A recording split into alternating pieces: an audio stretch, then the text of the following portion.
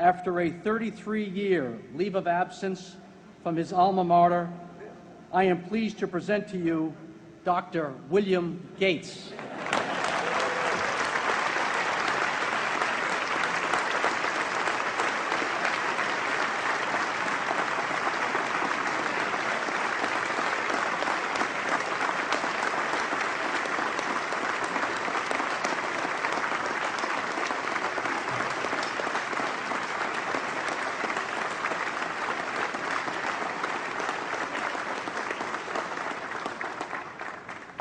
Thank you. President Bach, former President Rudenstein, incoming President Faust, members of the Harvard Corporation and the Board of Overseers, members of the faculty, parents, and especially the graduates. I've been waiting more than 30 years to say this. Dad, I always told you I'd come back and get my degree.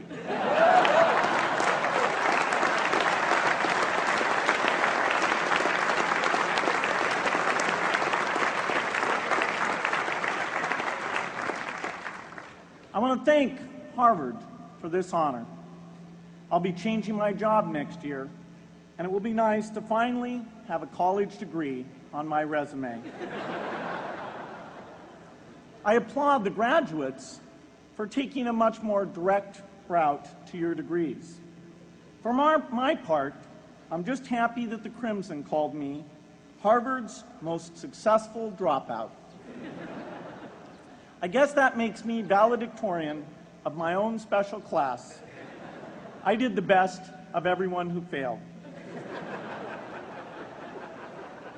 But I also want to be recognized as the guy who got Steve Ballmer to drop out of business school.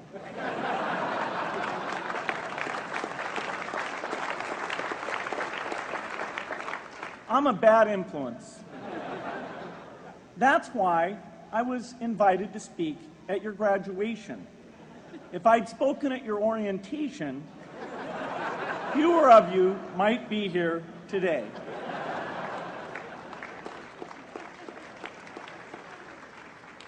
Harvard was a phenomenal experience for me. Academic life was fascinating. I used to sit in on lots of classes that I hadn't even signed up for. And dorm life was terrific.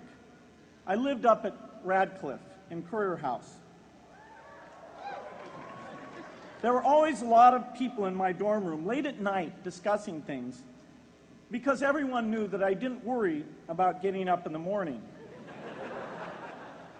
That's how I came to be the leader of the antisocial group. We clung to each other as a way of validating our rejection of all those social people. Radcliffe was a great place to live.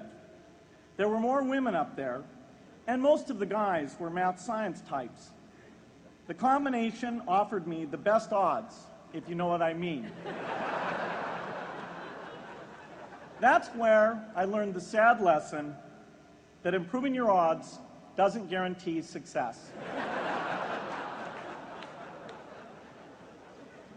One of my biggest memories of Harvard came in January 1975 when I made a call from Currier House to a company in Albuquerque, New Mexico that had begun making the world's first personal computer. I offered to sell them software. I worried they would realize I was just a student in a dorm and hang up on me. Instead, they said, "We're not quite ready. Come see us in a month," which was a good thing because we hadn't written the software yet. From that moment, I worked day and night on the extra credit project that marked the end of my college education and the beginning of a remarkable journey with Microsoft.